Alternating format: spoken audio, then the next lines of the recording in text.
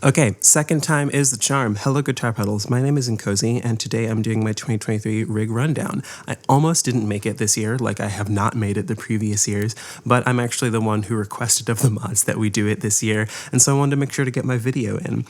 So first things first, here is my dry signal.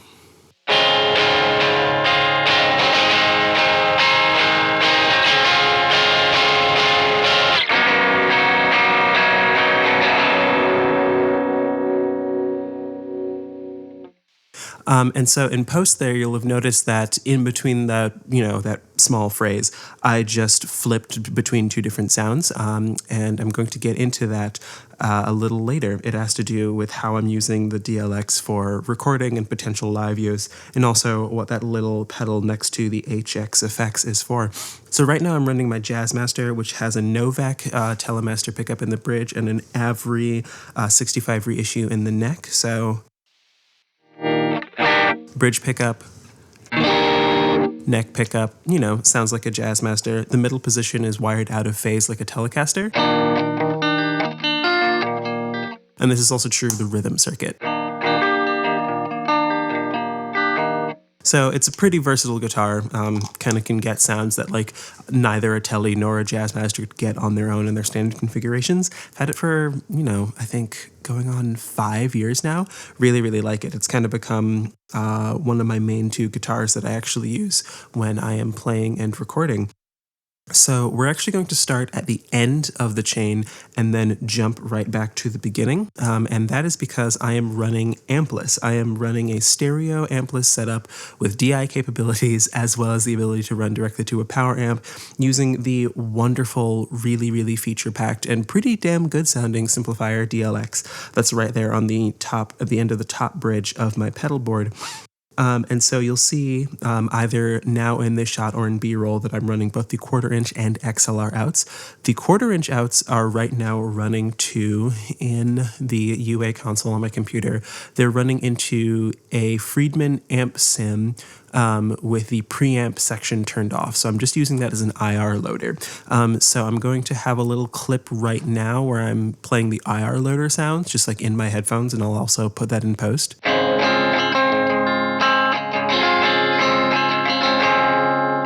And then that's getting a tiny little bit of compression and EQ from a channel strip, and then hitting a tape sim, which is pretty much the way that I'm always recording, so I'm using that for this as well.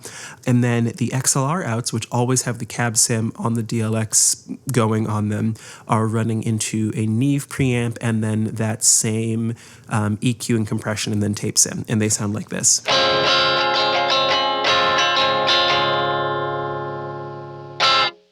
So pretty big difference.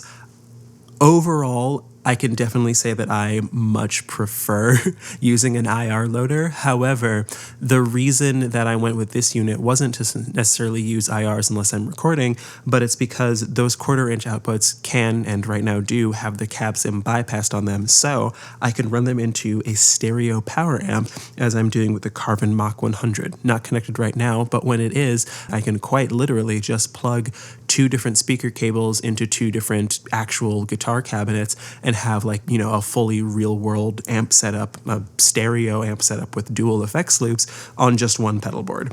And so all of the weight is contained in here with the cables, the guitar, and then any cabinets. And if for any reason, the couple times I've played out with this, if I can't do that, I can just run directly out of the XLR outs and it gives me a fine sound. Again, that is this.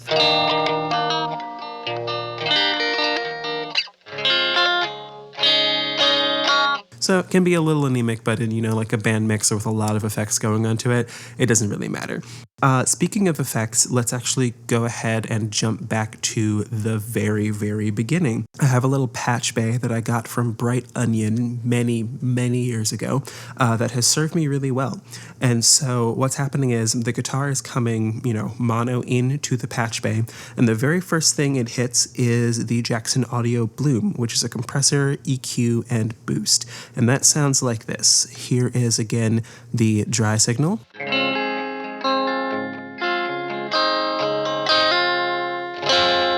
And now with some compression.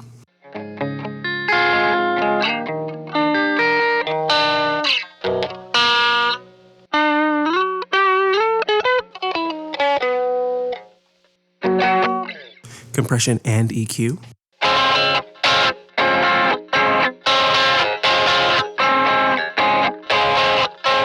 And then the boost as well.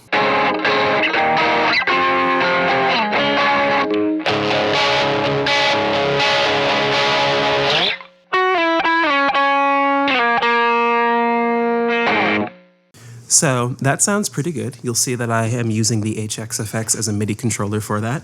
It's kind of the reason how this whole thing came together. And so what you'll notice is that, it's a really good compressor, a really good EQ. It's a really good boost. It's expensive.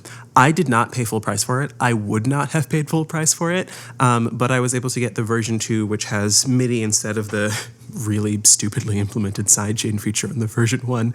And I found it to be really lovely. It does everything I need it to. It's a really, really good compressor pedal. It's actually 2 circuits in one, and they run in series, and you have MIDI control over essentially like the ratio and whether or not that second circuit is engaged. There's no CC control over the actual knobs, but I think that's fine. This is kind of like a set and forget thing. For when it comes to compression, I have it on pretty full blast, and then I'm just blending it in 50-50 like I would in a studio situation. The EQ is really great for my Reverend when I'm running it with like the full frequency range coming through from the humbuckers, and so I can just kind of like cut out a lot of bass and then give a mid push. So it's still very heavy, but it's not overwhelming anything later in my signal chain. So I've had that. It really kind of solved all my compressor problems. I had a tone corset before that, like, honestly, circuit-wise was pretty damn good for what I was using it for, but I needed something with a lot more control, and the features on this one just really sold me, and so I don't really think I'm gonna get another one. So next, it goes back into the patch bay. The input of the patch bay is internally normaled to a send return on the inside, which the Bloom sits in, but that is also connected to an insert loop on the outside. And so that has served me really well as, just like a general insert loop that I can use for various things that I want to run at the beginning of my chain, just because, this whole thing is really battened down and I don't really want to rewire anything. Its intention is that I will be able to have a passive or even active volume pedal put in there after compression and before anything else, which is how I would want to do it. I like the idea of using a volume pedal to control the incoming gain, and so being able to like set that gain at a certain level with a compressor and then fade that into various dynamic dirt processors. That's really how I would use that. Right now, however, for demonstration purposes and because it's fun, I have one of my favorite pedals, really one of my favorite pedals, the Infinem Compact Facing B, which is just the best phaser that I think I've ever heard. And it's just there to show that this does in fact work as intended. So, dry signal.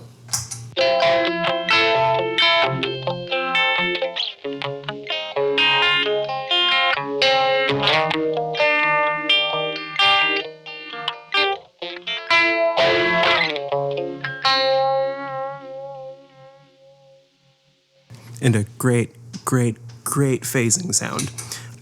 And so next in the actual chain on the actual board all the time is my clone of the EQD Life pedal. I had it made by like a fellow user of this sub, and it's really great and has some mods that I requested after having some really great experiences with like the OG Life pedal, the version 2 model that's in the same form factor. And so the Rat side has different clipping options from the stock one, although I still use it in the op-amp clipping because I like how that sounds and I like how loud it is. It also has a 3-way toggle for different bass boosts or bass cutoff frequencies, so there's no attenuation to those frequencies.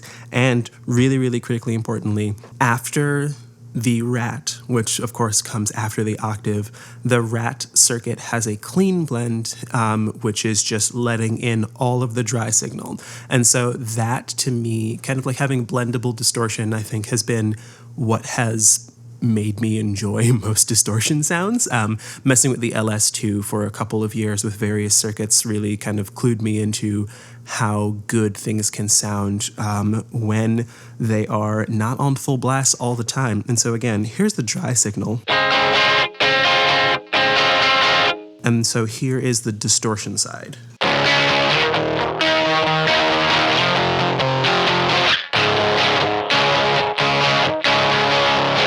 And so here's some compression and then the boost also running into that.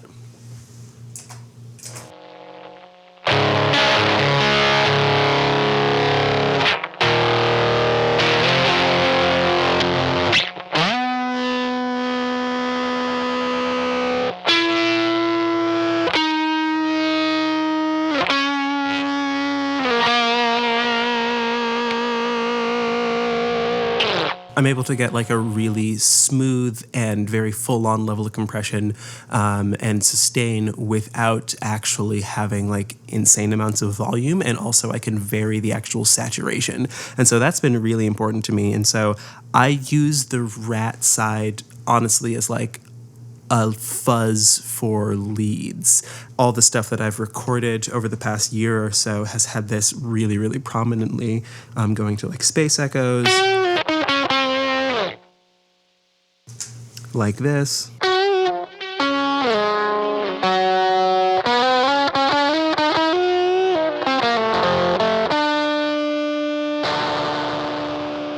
Having that clean blend in there, I think makes that just so much better. It's just like a very articulate sound. Now, the boost side is very different from the original. So on the original Life pedal, the boost side is quite literally just a straight volume boost. But when I had this modded, I wanted it to be more of a treble booster because I was like, again, really, really, really into doom music. I still am, but like, you know, I was like, oh, I'd like this pedal to be like a bit more like classic doom, like Iommi sounds. He found that the treble booster circuit wasn't really going to work inside of this, and so he put together an implementation of the Spaceman, I believe the Saturn 6, and that has been quite a revelation for me. So here's middle position, dry, no compression, nothing. And then here is that, that overdrive / boost circuit.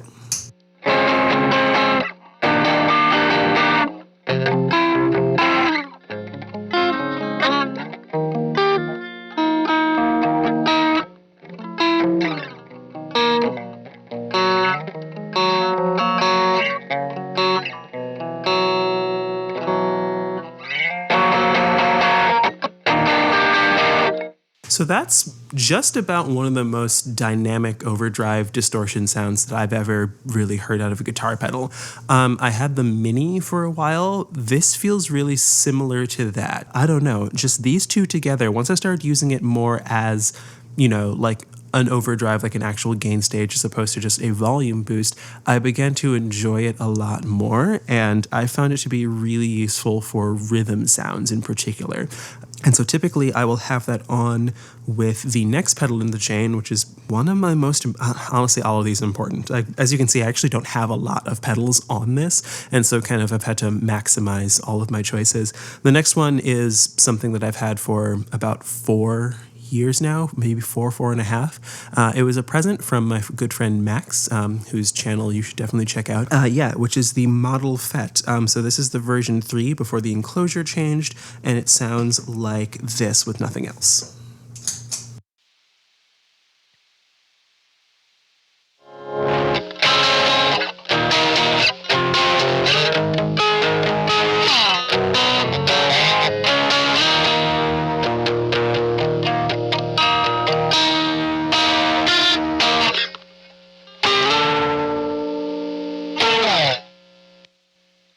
So right now I am using that more as a kind of like, I guess, second channel for these preamp sounds. You know, I'm hitting an emulation of a Vox and a Deluxe in parallel, and this is kind of like goosing both of them with the different drive characteristics. Previously, I used to use this as an actual, just like straight ahead preamp. First in like a dual channel setup with a Quilter interblock, which worked really well using an LS2. And then actually as just like the single always on actual amp channel going into the interblock's power amp input.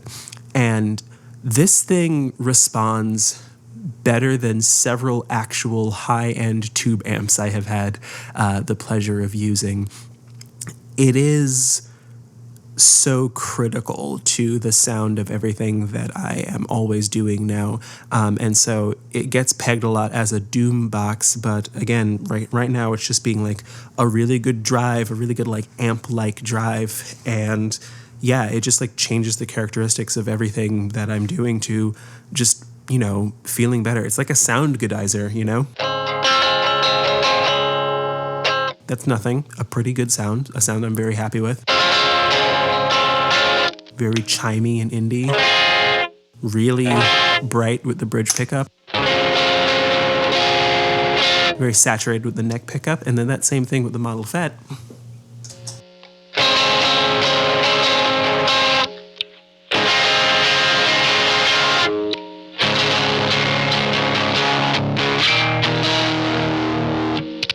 It just gives a lot of character. It's able to, you know, I'm running the treble boosted and it's cutting treble frequencies just due to the way that the actual gain stage has its tone stack structured. And that is really, you know, that's really important to me. It's really nice to like be able to go between those sounds and not have it be like such a dramatic jump in character that it feels like I'm playing an entirely different rig, but it is a significant enough change that doesn't feel like overly subtle. I don't want this to feel like a kind of like, you know, contemporary Christian praise and worship, like gain stage kind of thing. I want these to feel like actual significant changes in the sound, usually retaining like a similar level of actual output volume. So yeah, that's been really, really great.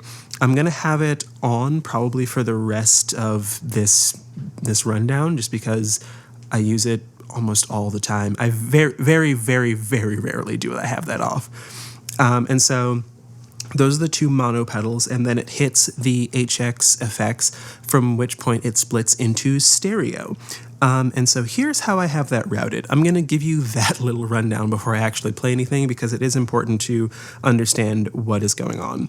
So the HX effects is the brains of the entire pedal board.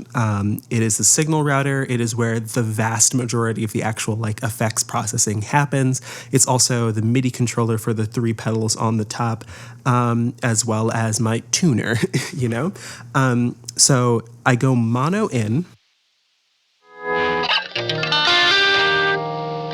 Mono in, and then the first block in the HXFX is always, always, always a noise gate. So at all times I have a noise gate engaged. And so you can hear a little bit of 60 cycle hum coming through now, but if I turn off the Model Fet, it's pretty much dead silent until I play. And so per patch, per preset that I have set up, depending on like what's intended to be happening there, I do have those settings changing. Sometimes I use snapshots to change them as well. If you're familiar with Ableton Live, it's kind of like using scenes to change parameters on like different plugins. It's the same thing. But that is of critical importance because I really, really, really hate ground loop noise. I really hate 60 cycle hum, but I like single coils, and until I invest money in some pickups that are not, you know, the way that the Reverend implements its kind of like bass filtering thing, I'm going to continue playing single coils that will have that noise, and I just need to be able to cut it out. When I'm actually holding a chord, you can hear a little bit of it in the background. It's just the way that guitars work, right? And then you can definitely hear it when I turn that on. Definitely hear it when I turn that on. But depending on what I'm doing, just like, you know, winding back the volume knob, or again, depending on the patch, it'll just be a little different. And that is, yeah, that's just really great. And so typically what will happen is I will have the input just running, it hits the noise gate, which is in mono, and then internally the signal splits to stereo, and almost always I will have stereo effects going. And so right now in this patch, all I have is the 6-switch looper, which is essentially the DL4 looper, Line 6's best invention, the 6-switch looper, and then it hits the effects loop of the HX effects itself. And so what's happening is I am coming stereo out of the effects send. The effects send is hitting the input of the simplifier. And so anything before that block in the HX effects, which is always on and in every patch, anything before that block goes into the power amp, it goes into the preamp of the DLX. And so it's like it's hitting the front of the amp. So really traditional stuff, I can hit it with distortions. And so that's how that sound, that driven sound, is actually hitting the front of this tiny amp sim.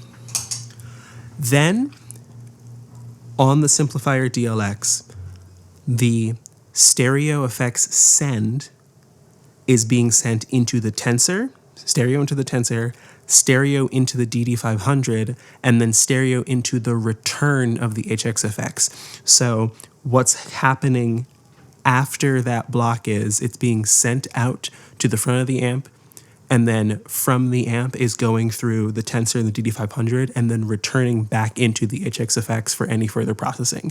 And because I can move the blocks around, that essentially means I can move in tandem the preamp and then these two effects, and they're always chained together in that way. And I never bypass the preamp, etc. And then from there, the actual left and right 1 and 2 outputs of the HX effects are going into the stereo effects return of the Simplifier DLX. And so if I have something like reverb or like a weird delay that's happening after the Tensor and DD-500, they're going right there. And so the only limitations are I can't, change the order of the Tensor and the DD-500, and I also can't put anything in between them, but that's like such a small limitation that it was completely fine for me, doing this. And so I've been really happy with that.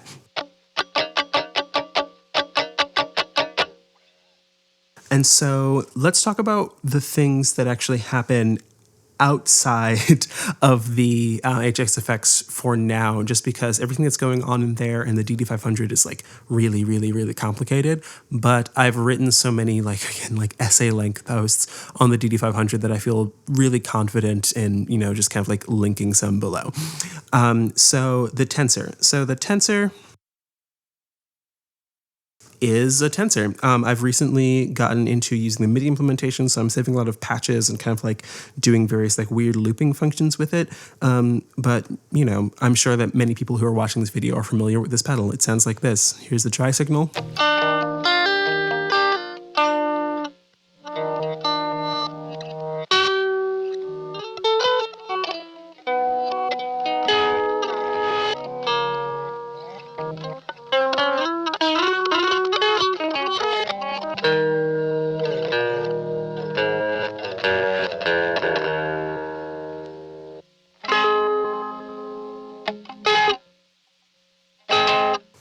Yeah, so that's that. It's the tape reverse setting coming in under my speech. It's the tape reverse pedal. It's the little like glitchy octave pitch shifter. So it's the pedal that I keep on the board that I actually like bend down and like play with when I'm doing anything live. So I'm using it with presets to kind of like get it into a place where I want it when playing. But yeah, it's just really nice to actually have something on here that like I get down and touch. It's like one of the joys of using, like effects processors in this way.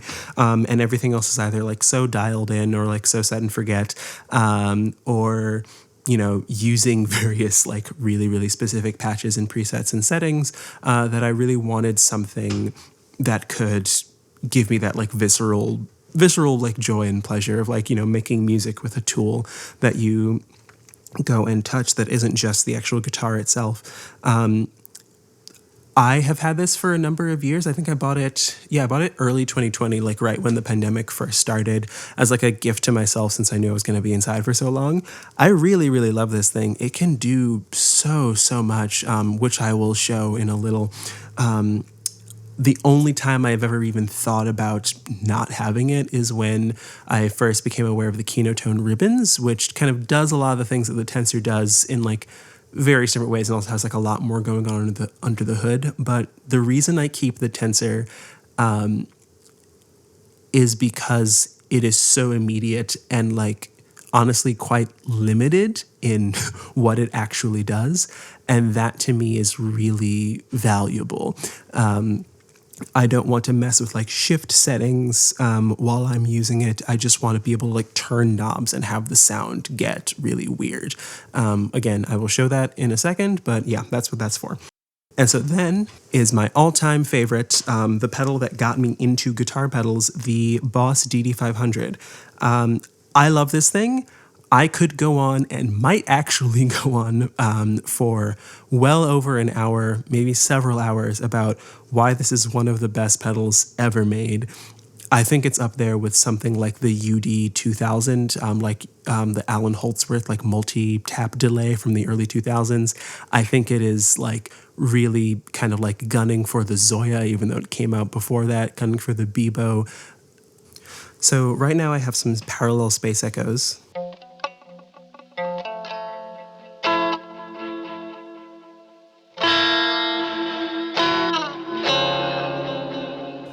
Where the time is shifting back and forth in opposite directions between half a second and just slightly over half of a second. And it gives this really nice, like, warbly pitch effect. And so with the DD-500, I also have this little 2-buttons controller that I got from this company, Analog Endeavors, several years ago, which has really been useful. So I'll have something like this where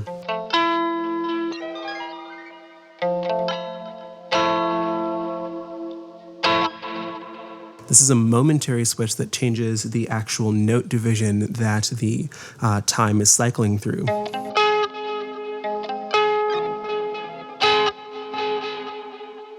And so it sounds like the tape head is being essentially compressed and then stretched back out. And so when you combine that with, a sound-on-sound feedback mode,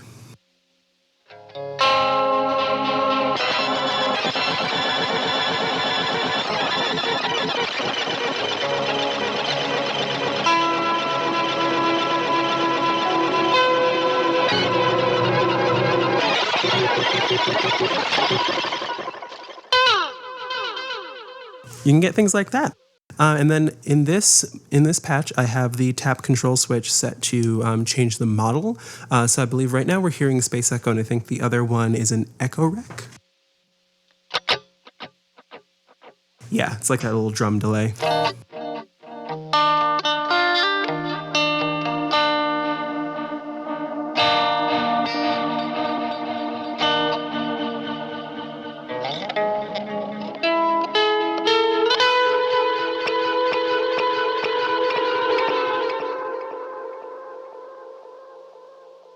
And so I love that. It really just degrades in a very special way.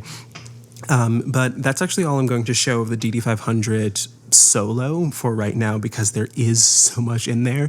And this is already going to be probably like a 20, maybe 30-minute video. Before I edit it, it's already, I'm already like at 35 minutes in the recording. And so I really want to cut that down. So let's actually get back into the HX effects. And so in almost all patches, I will have a small amount of reverb and a small amount of tremolo. I think that the reverbs in the HX effects sound fine, but the tremolo over here sounds pretty much perfect once you dial it in correctly. And all of the stereo tremolo modes on this have panning.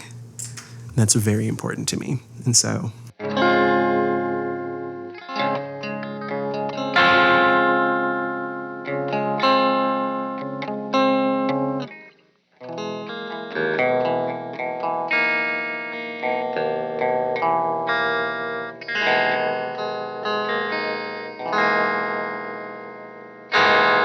So that's like the bedrock of a really typical sound for me.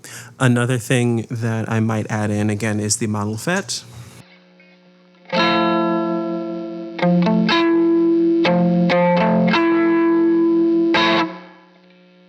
And then some EQ.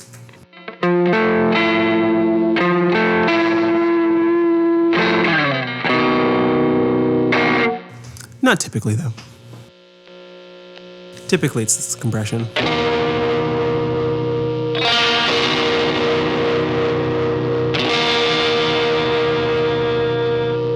And then a little bit of delay.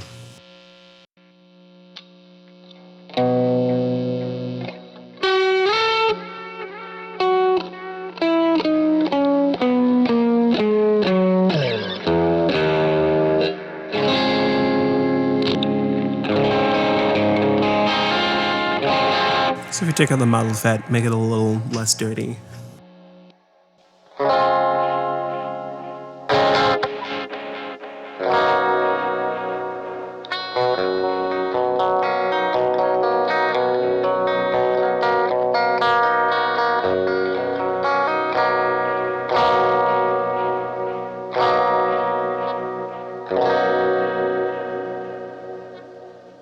So that is a pretty typical sound for me with this setup. That's kind of like what I'm usually going for. It's like, you know, I guess, quote unquote, edge of breakup. There's a good amount of compression. There's a lot of wet effects, even with just, you know, these three little blocks that are going on, just delay, reverb, and trem.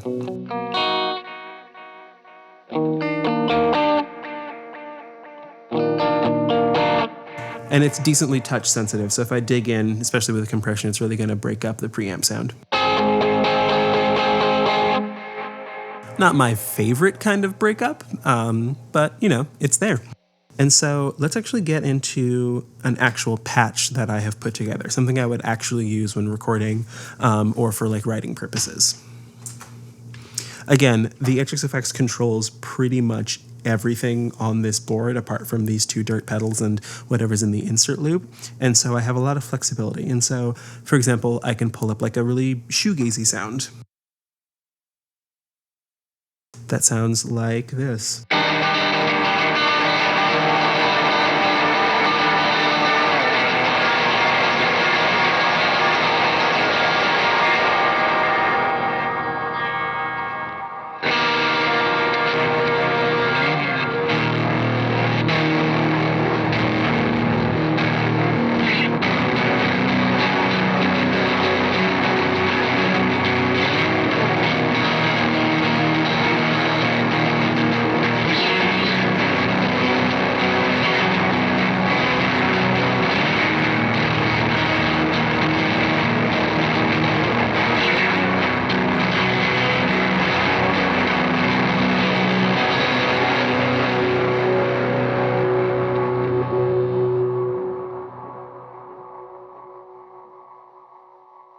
So like if I'm writing or recording like, you know, a really thick stereo rhythm part, I might go for something like that. And then I have like, you know, things that are really spacey, such as this.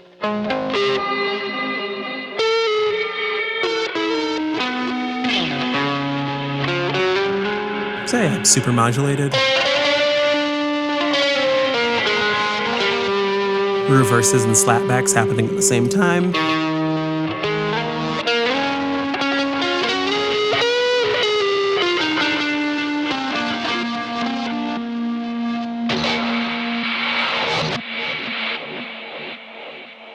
And that's like pretty easy to achieve on this, and it's quite nice. Sounds better coming out of actual speakers, but you know, we do what we have to do. And then I also have some things that are like really complicated, like this, patch 1C. So this is the first one that I set up that actually had like snapshots. I was really investing in the functionality of them. So this is the clean sound of that. Yeah, the reason I kept saying dry sound earlier is because I think those are two really different things. And so this is, to me, is like a very clean tone.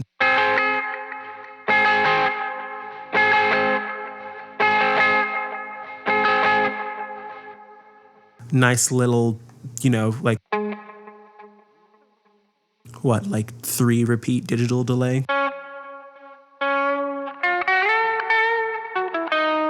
Cutting out a lot of the lower frequencies, would be able to fit that pretty easily into like a mix, either like live or on tape or whatever. And then I have like a super modulated sound.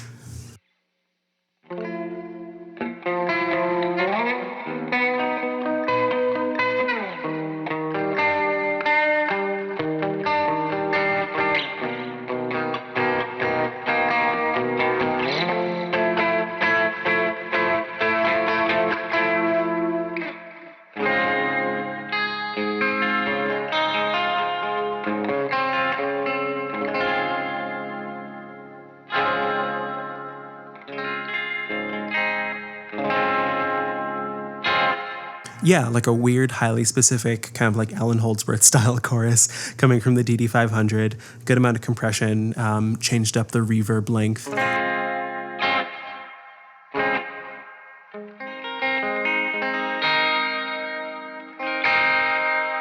Then I have something that's a little more driven.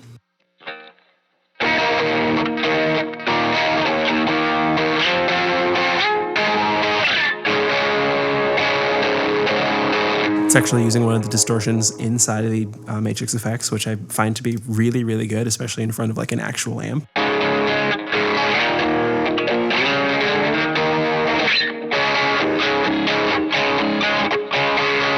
I did a lot of guitar recording last spring that, I'm going to be including on something that I'm working on, hopefully for later in this year. And yeah, I found that like the Klon model in this, like kind of running into the front of a Fender style amp or like an actual AC30, just sounded fantastic. Really no complaints. And so a little inspired by Megan L, I've been trying to cop like blues driver sounds from this, and I find like the tube driver model that they have in here is also quite good for that.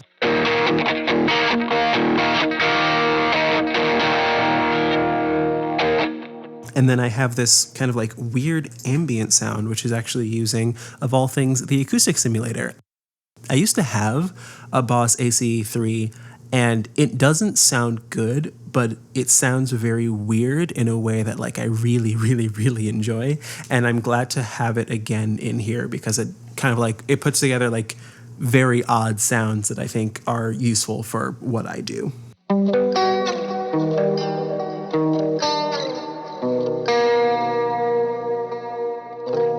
Especially being able to fade between the blended sound and just the acoustic simulator.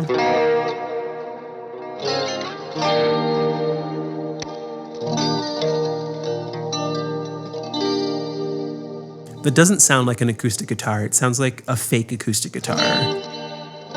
It makes the sound very hollow, and honestly, I love that.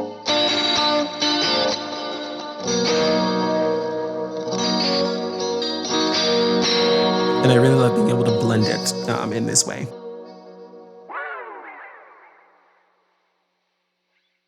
And so what you'll see is actually when I come out of the snapshot mode, I'm able to cycle through them like while being able to see what's actually happening. And so I have the bloom. I have a mids switch, which is just like a straight up toggle.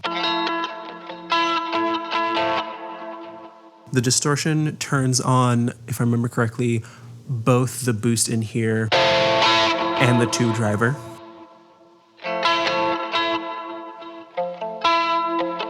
With some tape chorus and also a phaser that are happening in parallel on here. And then the ambience is just the reverb and tremolo. And so I can cycle through them and you can actually see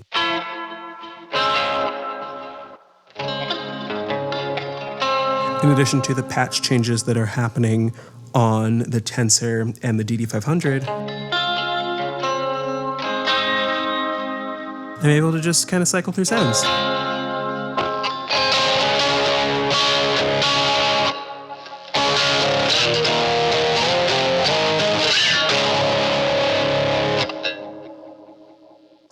Okay, so I have swapped guitars and swapped camera batteries, and now we're actually going to be hearing my Reverend.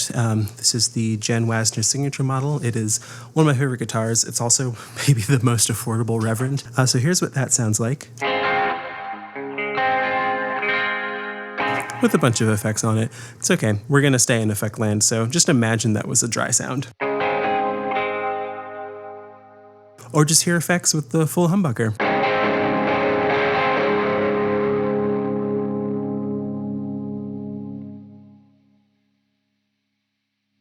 It's really different, right?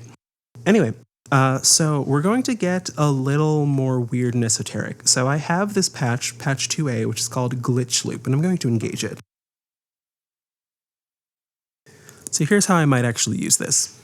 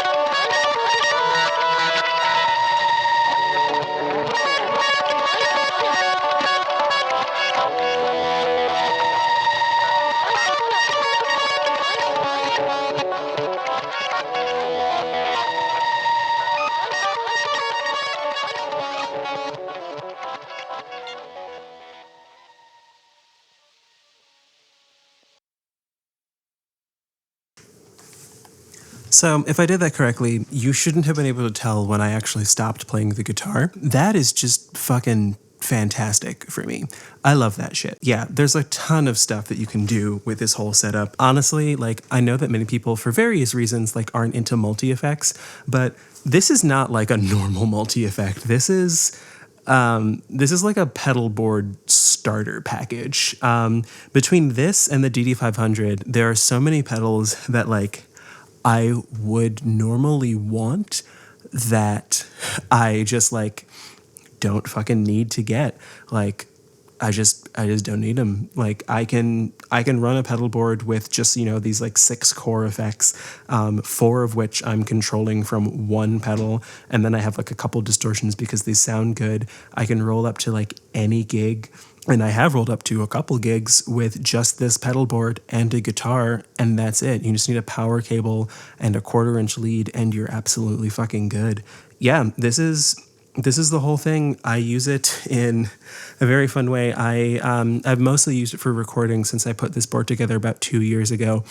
So yeah, this video is a little bit of a departure for me, what with, you know, the actual camera setup and then not talking about synth stuff, but my main instruments are still guitar and bass. I write primarily on guitar and bass, and I, you know, endeavor to continue to play them decently well, at least for what I make. And so the uncertainty video is still on its way. This has been a real treat. Yeah, if you have any questions, if you have any comments, please just leave them below. Yeah, so I'll go ahead and play you out with a little bit of this before either the end of the video or transition to something else. So here we go again with some delicious glitchy looping.